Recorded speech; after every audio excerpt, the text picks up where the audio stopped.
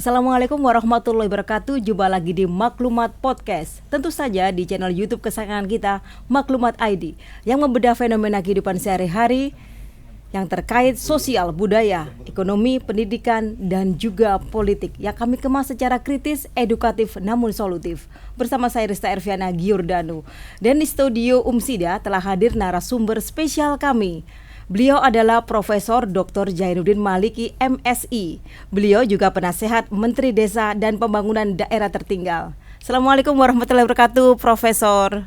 Waalaikumsalam. Senang sekali ya. Senang sekali. Ini narasumber spesial kami ini ya di Maklumat Podcast ini ya. Iya, Prof. Ini kan sesuai tema kita ini ya. Ini bisa dijelaskan nih mekanisme rekrutmen pendamping desa ini kayak apa dan bagaimana prosesnya ini, Prof? Enggak, ini kok langsung tanya rekrutmen pendamping desa. Iya, sesuai temanya nih, Bro. Iya, gitu ya. Jadi gini ya, ini memang mau ada rekrutmen pendamping desa tahun ini. Ini karena sebetulnya pendamping desa itu kontraknya kan tiap tahun gitu. Jadi ini sudah waktunya untuk membuat kontrak baru. Apalagi memang misi menteri yang sekarang ini jauh lebih serius dibanding sebelumnya. Kenapa? Kalau sebelumnya itu presiden sebelum Pak Prabowo ini prioritasnya itu di infrastruktur. Jadi jalan tol, bandara. Kalau prioritasnya nggak jalan, yang dipanggil bukan menteri desa. Gitu. Kok bisa ya, Prof ya? Yang dipanggil mesti menteri PU kan, karena berkaitan dengan infrastrukturnya. Nah sekarang Presiden Prabowo ini prioritasnya Astacita yang ke-6 membangun dari desa. Itu membangun dari desa, membangun dari bawah untuk pemerataan dan pemberantasan kemiskinan. Jadi kalau ini nggak jalan, yang dipanggil dulu ya menteri desa. Oleh karena itu menteri desa sekarang itu misinya itu tanggung jawabnya menurut saya lebih serius, lebih berat dibanding sebelumnya. Nah oleh karena itu seluruh stakeholder menteri desa itu harus bisa ngimbangi gitu ya, harus disiapkan betul. Salah satu stakeholdernya atau bahkan the main stakeholder menteri desa adalah pendamping desa. Oleh karena itu pendamping desa juga harus serius. Nah sekarang ini tahap evaluasi terhadap pendamping desa yang sekarang. Nah nanti akan ada proses evaluasi dan seleksi tahun ini. Tentu yang akan direkrut adalah orang-orang yang memang punya komitmen dan sikap profesionalisme yang lebih tinggi lagi untuk ikut mengawal misi Menteri Desa dan Pembangunan Daerah Tertinggal yang sekarang menterinya adalah Pak Yandri Susanto. Dari PAN ya kalau dulu ya. Ya dari PAN ya. Yang benderanya warnanya biru. Gitu. Ya monggo Prof. Nah kalau ditanya apa syaratnya, ya ada syarat administratif, ijazah, mungkin juga NPWP semacam gitu itu ya administrasi. Kemudian tentu saja yang diharapkan ialah mereka yang betul-betul kompeten, mereka yang betul-betul punya passion, punya sikap yang profesional dalam menjalankan tugas sebagai pendamping desa. Disebut profesional itu kalau seluruh waktu untuk pendamping desa, seluruh energi untuk pendamping desa, seluruh potensi dan kompetensi untuk pendamping desa, itu namanya profesional. Oleh karena itu nanti mensyaratkan, salah satu syaratnya ialah tidak ada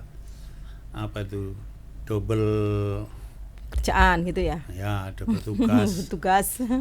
Ya, tugas ganda, tidak ada tugas ganda karena kalau tugas ganda artinya nggak profesional. Nah, syarat ijazahnya minimal S1 itu. Jadi mulai dari PLD, pendamping desa, TA kabupaten, provinsi maupun pusat itu S1. Dan kalau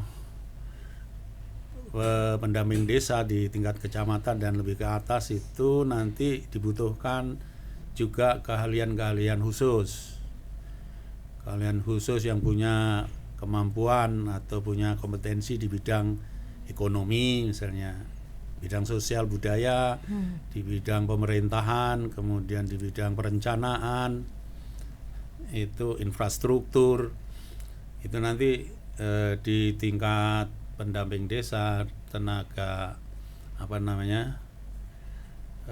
di kecamatan sama provinsi dan pusat itu dibutuhkan keahlian tertentu. Tapi kalau PLD itu masih bersifat umum gitu. Ya, kalau melihat penjelasan dari Profesor tadi itu kan memang sebegitu pentingnya ya tugas dan fungsi daripada pendamping desa ini. Ini kan nggak semuanya masyarakat tahu ya, Prof ya. Apa itu sih pendamping desa dan apa tugas-tugasnya itu ya. Nah, itu bisa dijelaskan ini Prof untuk informasi ke masyarakat ya, masyarakat awam terutama, apa sih pendamping desa itu dan apa saja tugas-tugasnya itu.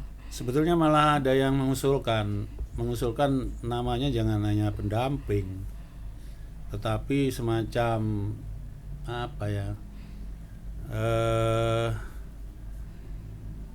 task force, semacam task force. Tapi task force bahasanya kok terlalu rumit gitu ya, karena bahasa asing, belum familiar. Tapi karena ada di undang-undang itu disebut pendamping ya, kemudian kita sebut pendamping. Tapi tugasnya bukan sekedar mendampingi, tapi dia juga harus kaya inisiatif, punya memberi inspirasi, mendampingi mulai dari bagaimana merencanakan pembangunan di desa, membaca potensi desa, membaca permasalahan yang dihadapi apa, kemudian menemukan solusi, dipecahkan bersama-sama sehingga kemudian desa itu bergerak gitu. Itu tugas pendamping desa. Penggerak SDM juga tuh ya. Termasuk penggerak SDM, membaca aset-aset apa yang dimiliki, potensi apa yang bisa kemudian digerakkan supaya desa itu maju. Karena masih ada desa-desa yang ya membutuhkan, bahkan perangkatnya sendiri itu masih perlu didampingi supaya mereka tidak mati inisiatifnya gitu. Sehingga kemudian banyak kita jumpai desa yang autopilot. Jadi perangkat desanya ndak ada inisiatif, tapi desanya tetap jalan gitu. Tapi tidak boleh lagi, nanti perangkat desa, SDM yang ada di situ harus bisa bergerak semua, dan itu pendamping desa sangat dibutuhkan kehadirannya, memberi inspirasi. Dan tahun ini kita evaluasi untuk mendapatkan pendamping desa yang betul-betul profesional. Nah, nanti akan ada proses seleksi. Jadi pertama tentu saja proses seleksi administrasi, terus ada tes juga, nanti ada wawancara juga. Oleh karena itu yang berkeinginan silahkan mempersiapkan diri, karena baik yang lama incumbent dengan yang baru nanti semua akan melalui proses seleksi. Itu berapa evaluasinya, berapaan itu Prof itu evaluasi untuk pendamping desa ini? Kan mereka kan harus profesional ya kan ya. Mungkin aja di tengah jalan itu mereka non aktif atau bekerja nggak sungguh-sungguh gitu. Evaluasi ada evaluasi 3 bulan ada evaluasi, 6 bulan ada evaluasi. Jadi kita rekrutmennya makanya benar-benar ini betul-betul punya komitmen nggak sebagai pendamping desa. Dan rekrutnya nih saya ingin menegaskan ya, karena sekarang ini sudah beredar informasi kemana-mana bahwa akan ada rekrut pendamping desa. Yang saya dengar rumornya itu kemudian ada orang yang sudah membayar rekrutmen pendamping desa saya ingin tegaskan, dan ini garisnya Menteri Yandri Susanto, tidak boleh ada pungutan sepeser pun. Itu garisnya Menteri itu. Ada juga di bawah lalu ngaku-ngaku orang dekatnya Menteri, pasti nanti bisa jamin lolos karena dia mengaku dekat Menteri. Tidak akan, malah justru yang ketahuan membayar itu yang tidak akan tidak diluluskan dulu itu. Oh gitu, langsung iya. ya kok. Iya, kalau ketahuan itu ya. nggak ada. Saya dengar ada yang bayar 1 juta, ada 2 juta, lalu dia mengaku dekat dengan Menteri, pasti bisa menjamin akan membuat dia lolos. Itu nggak akan itu. Ya. Menteri sudah rapat melalui kepala BPSDM-nya, rapat berkali-kali. Saya juga sudah diajak rapat juga.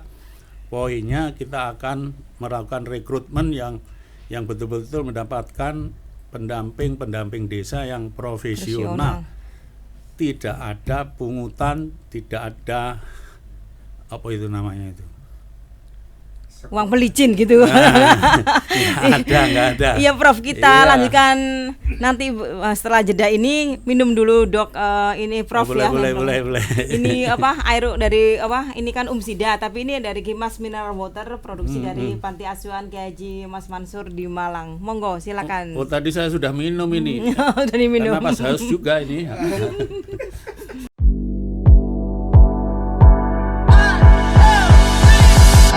Ya, masih bersama saya Rista Erviana Giordano dan tamu spesial kami Profesor Dr. Jainuddin Maliki MSI, Penasihat Menteri Desa dan Pembangunan Daerah Tertinggal.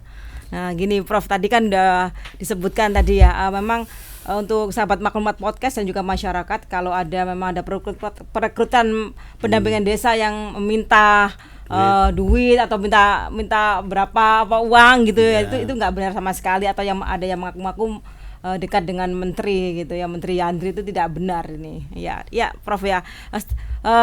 Kita lanjutkan lagi untuk pendamping desa ini, peranannya apa sih dengan adanya Koperasi Merah Putih yang dicanangkan oleh Presiden Prabowo ini?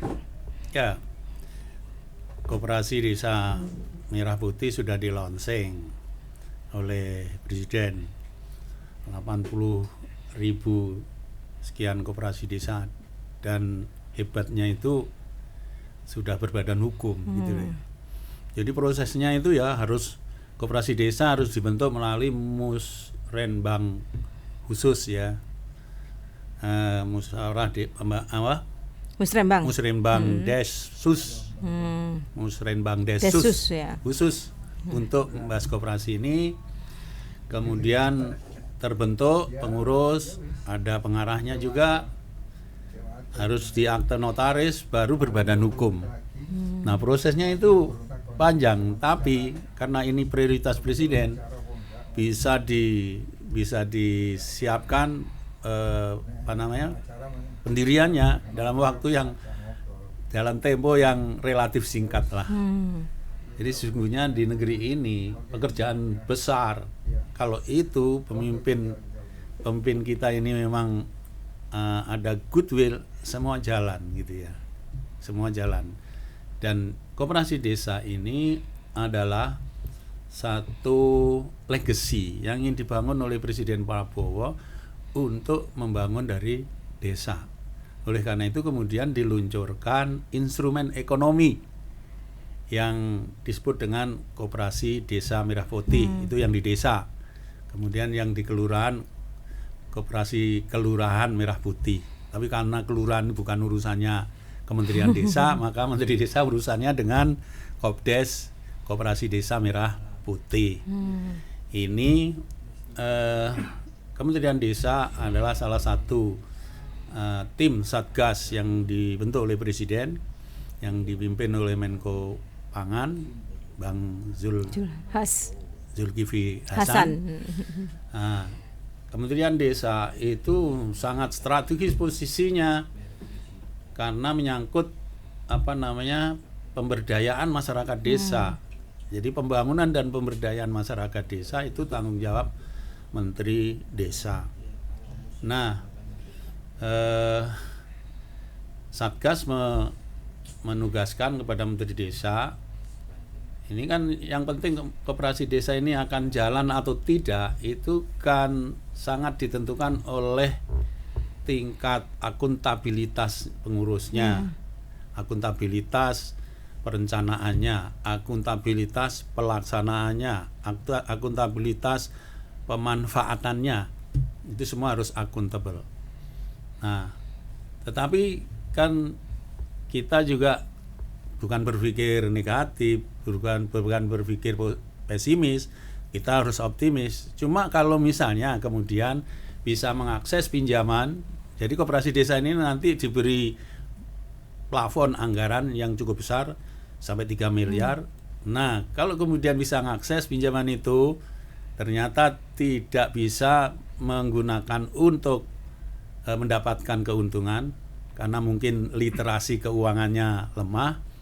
Nah, kalau rugi, Menteri Desa diminta untuk menyiapkan regulasi agar bisa menggunakan dana desa untuk nanti nalangi itu bahasa apa ya? Nalangi kan juga udah diserap bahasa Indonesia, udah diserap ya. Untuk nalangi kalau apa namanya? Ada kerugian gitu ya. Ada kerugian. Atau ada yang nggak bayar gitu ya. Tapi kalau rugi aja, kalau untung enggak boleh menggunakan dana desa. Nah, sedang disiapkan regulasinya dan sudah siap draftnya. Saya tidak berani mengatakan di sini sebelum ditandatangani oleh menteri. Tetapi ada sekian persen gitu yang boleh digunakan untuk nalangi kalau rugi.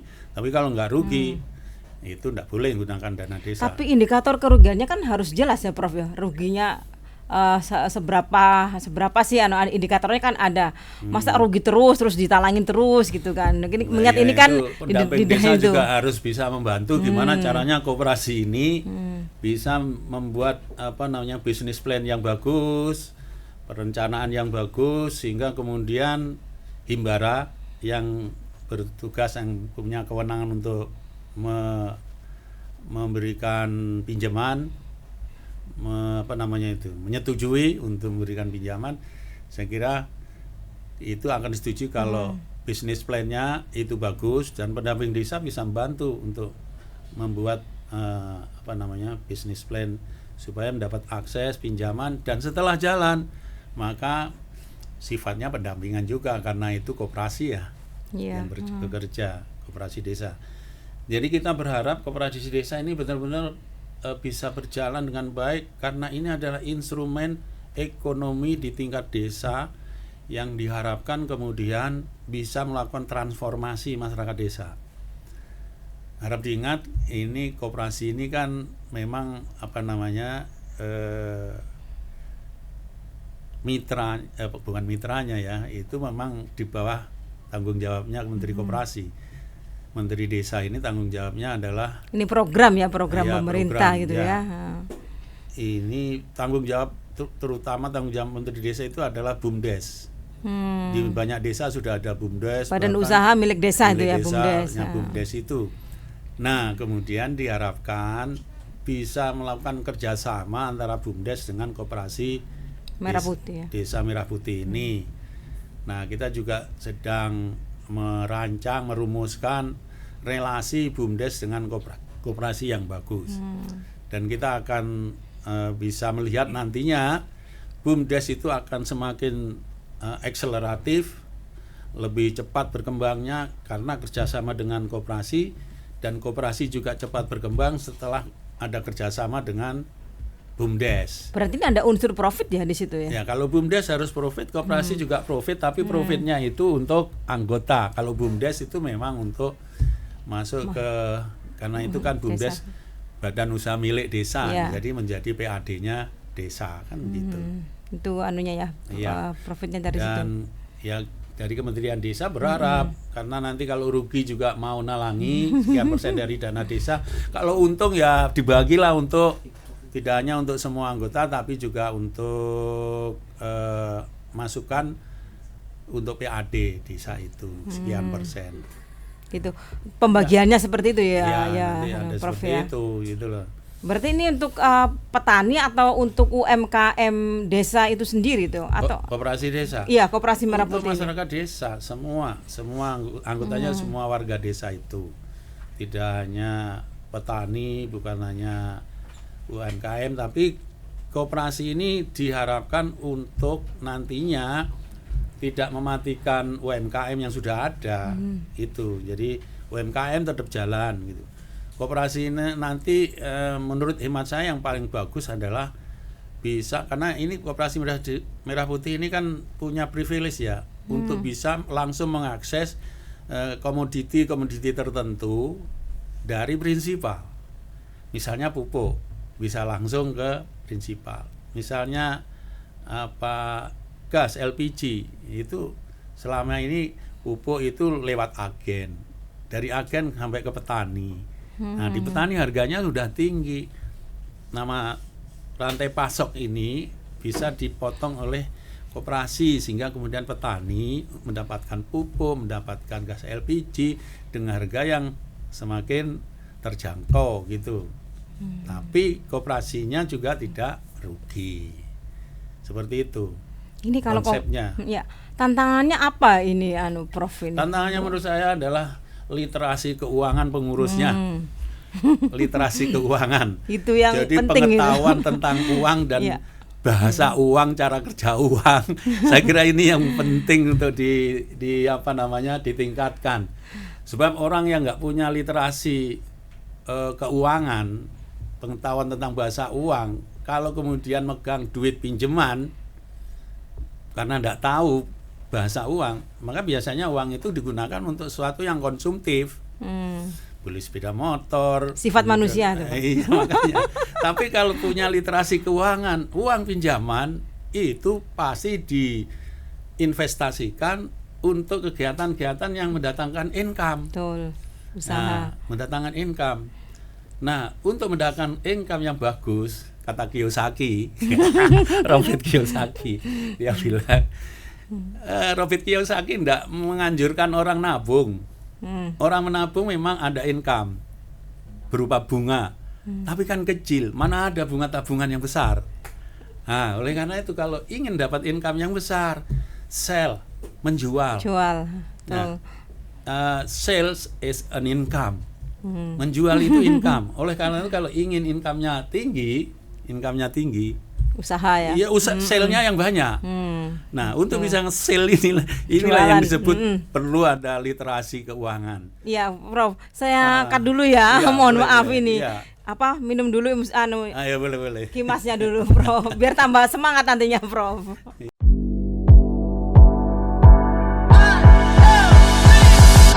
Ya, kita lanjutkan pembahasan kita lagi ya. Prof ya, Prof ini semakin semangat ini ya. Ini tamu istimewa Maklumat Podcast ini. Perlu ada banyak orang kayak Prof ini ya. Gitu ya. Siapa tahu jadi menteri nih, Prof. Insya Allah ya, amin dari ya. Dari langit itu. Bahasa langit kalau itu nanti jawabannya. Ya, kembali kita di ketantangan ya. Ini selain tantangan tersebut tuh hambatannya itu apa saja ini, Prof, dan bagaimana nih solusinya, Prof, ke depannya ini agar nggak bisa diminimalisasi ini? Ya, kalau bahasa keuangan, dunia perbankan harus ada sifat-sifat prudent gitu ya. Prudent itu hati-hati. Ya. Jangan kemudian berpikiran ini bisa akses pinjaman sampai 3 miliar satu koperasi desa. Lalu seolah kalau dapat itu seperti uang yang jatuh dari langit. Lalu nggak ada pertanggungjawabannya kan gitu ya. Pertanggungjawabannya itu tidak boleh terjadi. Semua itu harus accountable. Saya ingin mengatakan bahwa Koperasi Desa Merah Putih itu adalah instrumen ekonomi yang ingin dipakai oleh pemerintah di bawah kepemimpinan Presiden Prabowo untuk melakukan transformasi dan modernisasi di desa. Selama ini arus investasi itu ada di perkotaan. Kita mudah melihat gedung pencakar langit, mudah menemukan mall, mudah menemukan pusat-pusat pertumbuhan di perkotaan. sehingga kemudian itu menjadi faktor penyerap, pull faktor ya, menarik orang-orang dari desa untuk melakukan urbanisasi ke kota. Nah, dengan kebijakannya Presiden Prabowo yang ingin menjadikan membangun dari desa legacy, maka menurut hemat saya akan terjadi proses akan ada destinasi investasi baru di desa. Ini kalau bisa diserap dengan baik dan koperasi bisa nyerap masing-masing 3 miliar kali 80.000 saja, itu sudah 240 triliun itu duitnya.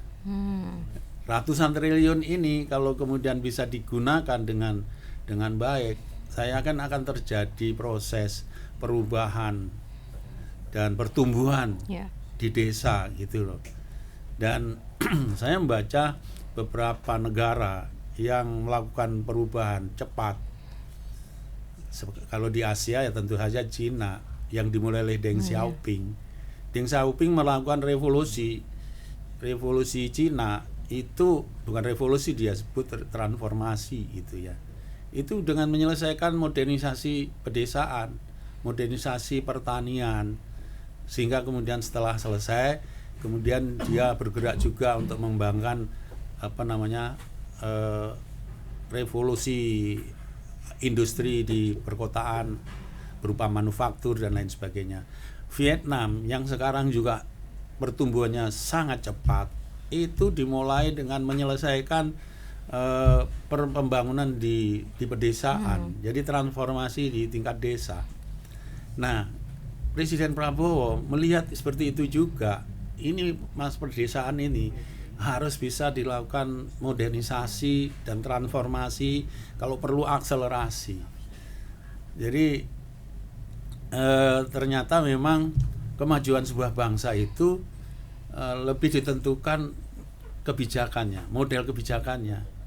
Jadi kalau baca bukunya Acemoglu di Why Nation Fail, itu bukan faktor budaya, bukan faktor geografi yang menentukan sebuah bangsa itu gagal atau berhasil. Yang menentukan itu kebijakan pemimpin.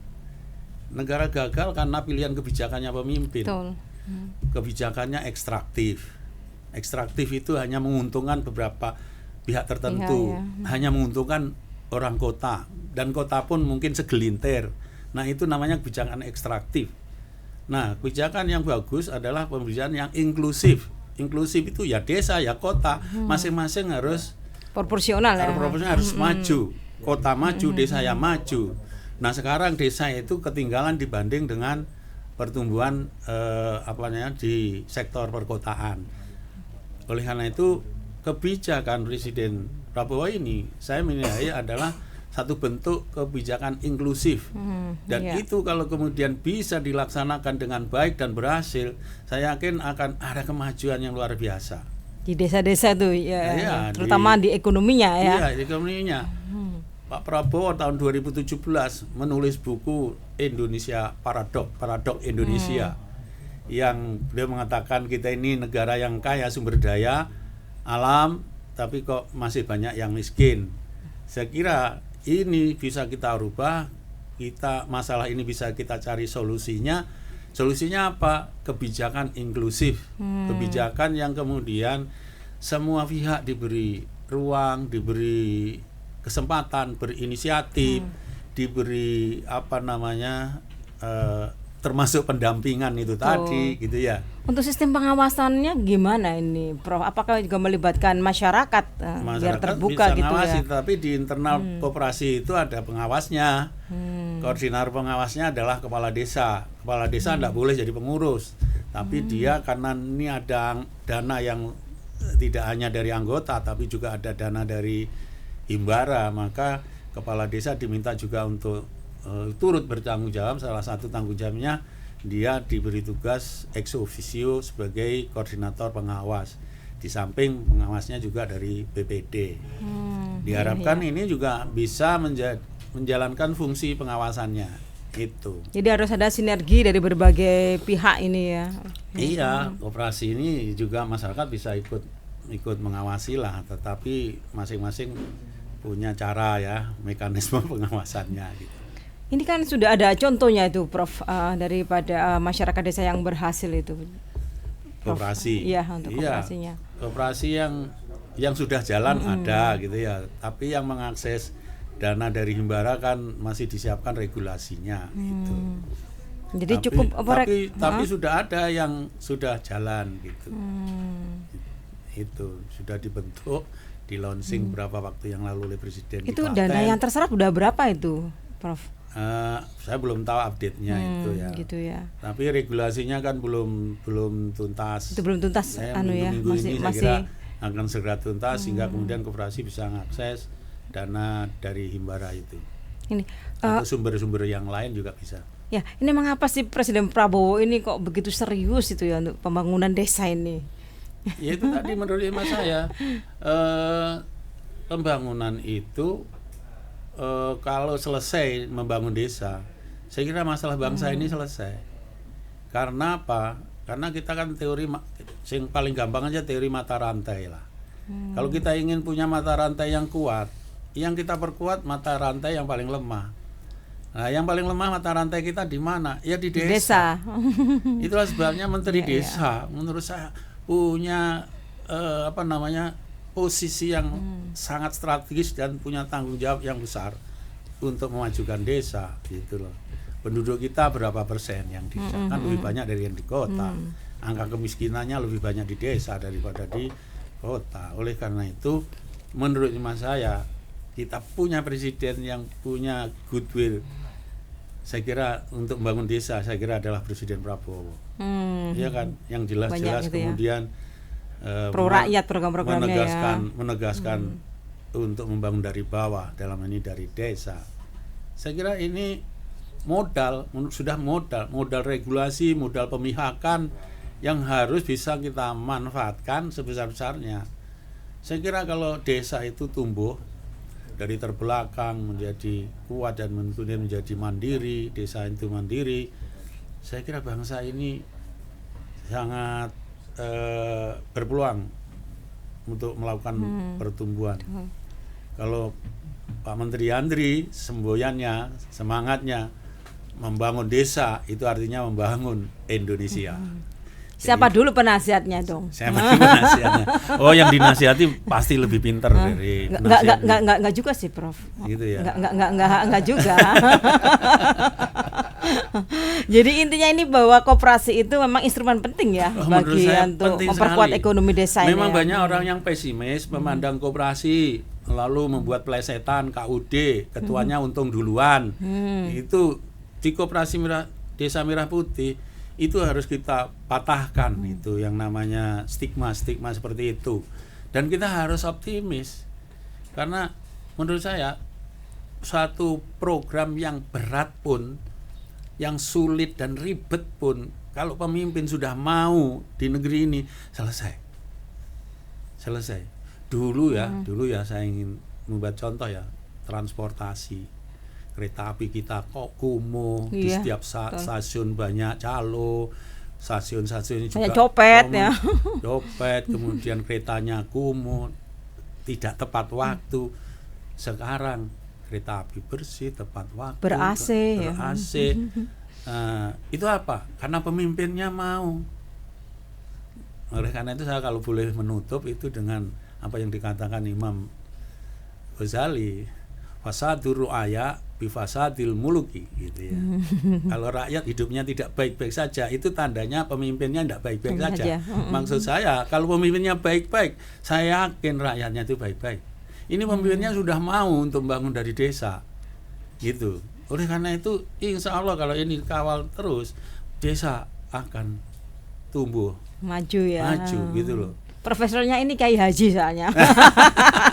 Makanya nguasai berbagai bidang ini ya, nggak rugi nih Pak Yandri ini ya, dan Pak Prabowo ini ya, langsung menunjuk penasehat ini.